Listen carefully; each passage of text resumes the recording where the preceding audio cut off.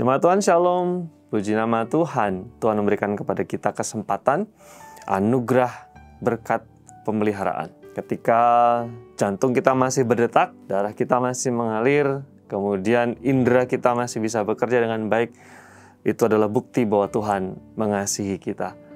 Jemaat yang terkasih, pagi hari ini kita akan kembali merenungkan firman Tuhan sebelum kita beraktivitas di hari yang diberkati Tuhan ini. Di dalam tema besar yang sama, yaitu kehidupan yang berbuah.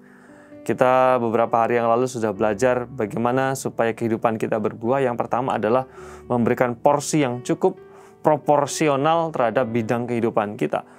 Sesuai untuk hal rohani dengan porsi yang cukup, sesuai untuk hal yang jasmani dengan porsi yang cukup. Dan sekarang firman Tuhan ini masih di perikop yang sama. Kita akan melihat dari ayat yang ketiga dan keempat, demikian firman Tuhan. Karena itu saudara-saudara, pilihlah 7 orang dari antaramu yang terkenal baik dan yang penuh roh dan hikmat, supaya kami mengangkat mereka untuk tugas itu, dan supaya kami sendiri dapat memusatkan pikiran dalam doa dan pelayanan firman.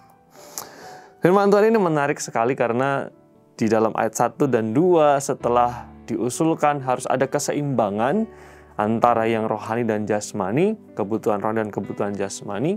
Kemudian usul itu ditanggapi secara positif oleh rasul-rasul, pemimpin gereja pada waktu itu.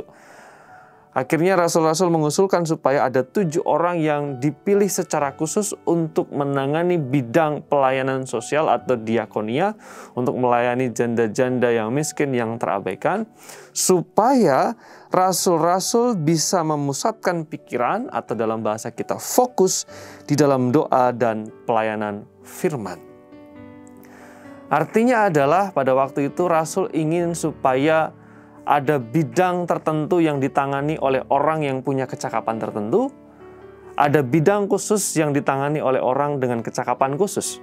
Sementara rasul-rasul berkhotbah, sementara rasul-rasul melayani, sementara rasul-rasul berdoa, menyampaikan kabar baik, ada orang-orang yang dengan talentanya, dengan kecakapannya mengerjakan bagian yang lain sesuai dengan talenta, kapasitas, dan karunia-Nya. Ini yang disebut dengan sinergi, Bapak, Ibu, dan Saudara semua. Kehidupan yang berbuah memerlukan sinergi. Kehidupan yang berbuah memerlukan sebuah pengembangan apa yang Tuhan percayakan kepada kita. Ketika rasul dipercayakan untuk menyampaikan firman, berdoa, berkhotbah, kerjakan dengan baik. Sehingga di dalam ayat yang ke-7, buahnya ada. Ketika 7 orang dipilih untuk melayani orang-orang yang miskin, dikerjakan dengan baik sehingga saling melengkapi, saling menutupi kekurangan satu dengan yang lain. Ini berbicara tentang berbagi peran, tugas, dan fungsi kita. Di dalam kehidupan sehari-hari, apa yang menjadi tugas kita? Sebagai suami, mari berfungsi, berperan, bertugas dengan baik sebagai seorang suami. Sebagai istri, mari berfungsi, bertugas, berperan dengan baik sebagai istri. Sebagai anak, sebagai orang tua, sebagai karyawan, sebagai kepala kantor, sebagai bisnismen, sebagai pendeta, apapun yang menjadi tugas kita, mari kerjakan fungsi kita dengan baik. Itulah yang disebut dengan kehidupan yang berbuah.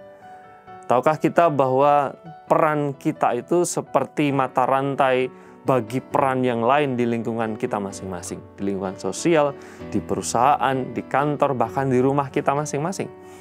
Kalau ada satu bagian yang tidak berfungsi, maka akan berpengaruh kepada bagian yang lain. Sehingga inilah yang disebut dengan sinergi. Perlunya kita masing-masing mengerjakan fungsi dan tanggung jawab kita sesuai dengan apa yang Tuhan percayakan kepada kita.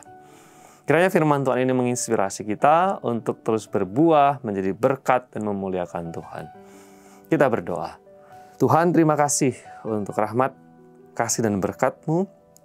Bersyukur untuk setiap hari yang baru dengan kebaikan yang baru.